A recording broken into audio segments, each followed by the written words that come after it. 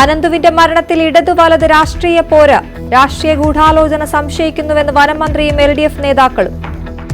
ഇതേവരെ തണുത്തു ഉറഞ്ഞുപോയ പ്രചരണത്തെ ഒന്ന് കൊഴുപ്പിക്കാനുള്ള ഒരു സ്റ്റാർട്ടർ എന്നുള്ള നിലയിൽ ഇങ്ങനെയൊരു സംഭവം ബോധപൂർവം ഉണ്ടാക്കിയെടുത്താൽ സാധിക്കുമല്ലോ.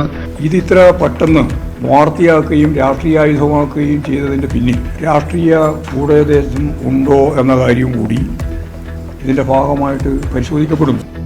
പ്രതിഷേധിച്ചവരെ അധിക്ഷേപിച്ച വനമന്ത്രി രാജിവെക്കണമെന്ന് കോൺഗ്രസ്. വൃത്തികെട്ട ആരോപണം ഈ വനമന്ത്രി ഉന്നയിച്ചിരിക്കുന്നത്. എന്നിട്ട് അയാൾക്ക് കൊട പിടിച്ചു കൊടുക്കുകയാണ് MV ഗോവിന്ദൻ എന്ന് പറയുന്ന പാർട്ടി സെക്രട്ടറി. ഇപ്പോൾ പാലക്കാട് നീലപ്പെട്ടിയായിട്ടാണ് വന്നതെങ്കിൽ ഇപ്പോൾ പന്നിക്കണിയായിട്ടാണ് വന്നിരിക്കുന്നത്. കോഴിക്കോട് വനമന്ത്രിക്കെതിരെ പ്രതിഷേധം.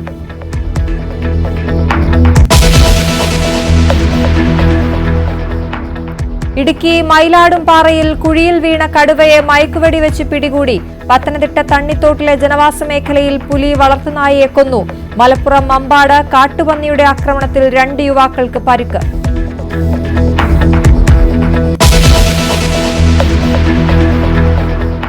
തൃശൂർ വരന്തരപ്പള്ളിയിലെ ദിവ്യയുടെ മരണം കൊലപാതകം, ശ്വാസം മുട്ടിച്ചു കൊന്നതെന്ന് പോസ്റ്റ്മോർട്ടം റിപ്പോർട്ട്. ഭർത്താവ് കുഞ്ഞുമോൻ അറസ്റ്റിൽ. നിർണായകമായത് ഇൻക്വസ്റ്റിനിടയിൽ പോലീസിന് തോന്നിയ സംശയം. കൊലയ്ക്ക് കാരണം മറ്റൊരു യുവാവുമായി ബന്ധമുണ്ടെന്ന കുഞ്ഞുമോന്റെ സംശയം.